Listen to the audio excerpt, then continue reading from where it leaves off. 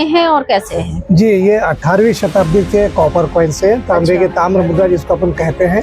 तो ये British period में एक आईपीएस लोग डालते हैं, भूसा बोलते हैं हमारे यहाँ उसको। हाँ, तो भूसे का है। मतलब उसके बाली हटा दे, नीचे की रूट या जड़ हटा दे और बीच की जो स्टिक रहती है तो उसी को मतलब छाट के बारीक बाल बराबर काट।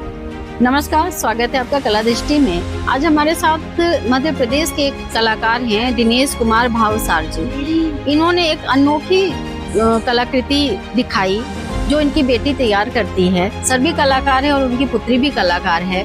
हम उन्हीं से जानेंगे कि उस चित्र में अनोखा क्या है और वो ऐतिहासिक रूप से किस प्रकार से महत्वपूर्ण है, जो हमारे भारतीय कला और संस्कृति को भी दर्शाती है। नमस्कार सर। नमस्कार, स्वागत है आपका कला दृष्टि में।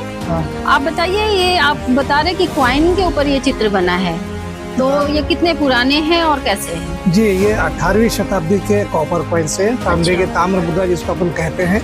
तो ये ब्रिटिश पीरियड में एक आईपीएस मध्य प्रदेश में थी जिसको झाबुआ स्टेट के नाम से जाना जाता था।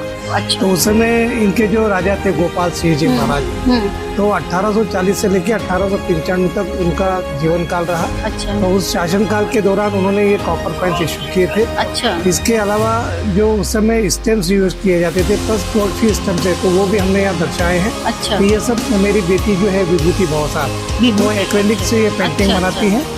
और उसके द्वारा स्पेशली ये थीम इसलिए भी चुनी गई क्योंकि मैं कॉइन्स कलेक्शन भी करता हूँ। अच्छा। तो उसका ये कहना पड़ा कि अपनी विरासत क्यों ना आगे बढ़ाए, सहेज के रखे। तो इसी भावना को दस्ते रखते उसने ये पेंटिंग्स के इस विषय को चुना उसने। अच्छा, तो सर कितने कॉइन्स होंगे इस समय आपके पास?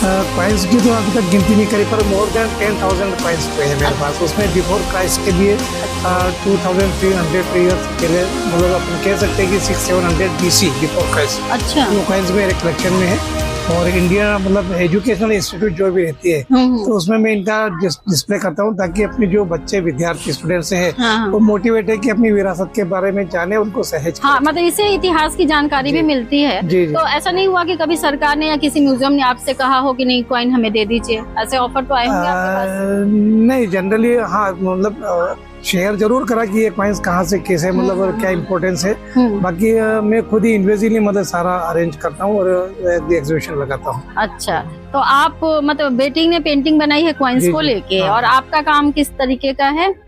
मैं गेहूं का चारा जो आता है, अच्छा, आप अपने चित्र को भी दिखाएंगे सर? हाँ। तो उससे ये मैं बनाता हूँ। मैं as a senior branch manager bank से रिटायर्ड हुआ हूँ। अच्छा। अच्छा। और 8 वर्षों से रिटायर हूँ और मैंने ये इस कार्य को चुना है। अच्छा, ये गेहूं का चारा? ये गेहूं का चारा है, उसी से सारी कटिंग्स करके बनाई गई है। वो जो गाय को डालते हैं, भूसा बोलते हैं हमारे यहाँ उसको। हाँ, तो भूसे का है। मतलब उसके बाली हटा दे, नीचे की रूट या जड़ हटा दे और बीच की जो स्टिक रहती है तो उसी को मतलब छाट के बारीक बाल बराबर काट के चिपका के इसको। तो सर, आप पहले कलाकार थे या बेटी पहले कलाकार थी? पूरा परिवार ही कलाकार है। पूरा परिवार ही कलाकार है।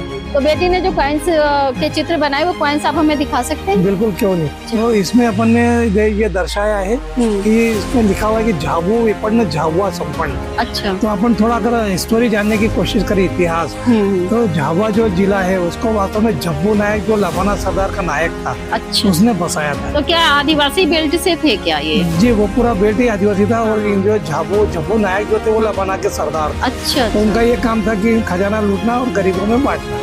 तो ब्रिटिश शासन में तो उसमें जोधा सिंह जी जो अपने जोधपुर के राजपूत घराने से थे, तो उनके वंशजों को भेजा था कहाँ पे, बदनावर उस समय थी, जहाँ उस समय राजधानी नहीं बनी थी। अच्छा। तो वहाँ से फिर ये इनको दबाने के लिए झब्बू नायक को भेजा गया था।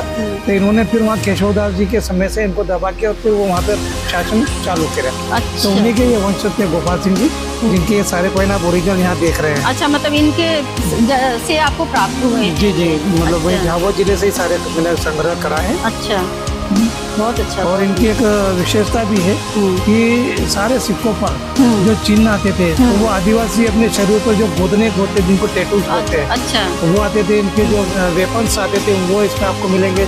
इसके अलावा जो ऑर्नामेंट्स है वो इस पे मिल जाएंगे। देवनागरी में लिखा हुआ मिल जाएगा, देवनागरी में झाबुआ लिखा मिल जाएगा। तो कितने पुराने सिक्के हैं सर? ये 18वीं शताब्दी के। 18वीं शताब्दी के हैं। तो ये प्रेरणा कहाँ से मिली बच्चे को कि इस सिक्कों का चित्र बनाया जाए? वो जैसे मैं एग्जीबिशन लगाता रहता था, वो भी साथ में जाती रहती थी, अच्छा। तो उसको क्यूरियोसिटी हुई कुछ जानने की। बोले पापा मैं पेंटिंग से करती तो क्यों नहीं अपनी विरासत को संभाले हाँ, सहेजे, हाँ। तो मैं पेंटिंग्स के रूप में करूँ।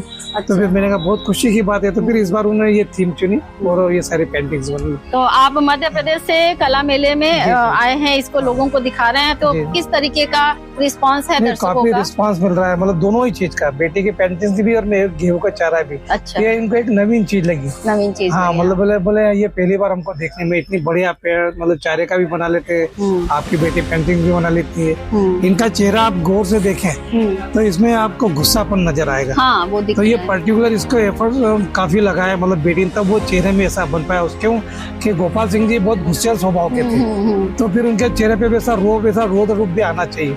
तो वो बेटी ने बनाया हाँ है? जी, बेटी ने चित्र? बनाया, विभूति भावसार नाम है उसका। अच्छा, बहुत अच्छा। और देखिए, भारत में कलाओं का अंत नहीं है कि कला कहाँ से निकल के आ जाएगी। मध्य प्रदेश वैसे भी कला का बहुत बड़ा गढ़ है, और खास तौर पे हम आदिवासी कला की बात करें या लोक कला की बात करें तो मध्य प्रदेश को पहचाना जाता है इसके लिए। और यहाँ पे एक नवीन चीज सामने आई है जो शायद आप दर्शकों को पसंद आए, और हम सर से कभी फिर मिलेंगे और इनके उस काम को उस स्टूडियो पे जाके देखेंगे जहाँ पे ये करते हैं। आप लोग हमारे साथ जुड़े रहे, इसके लिए आपका बहुत बहुत धन्यवाद, और प्लीज चैनल को लाइक, सब्सक्राइब और शेयर करिएगा।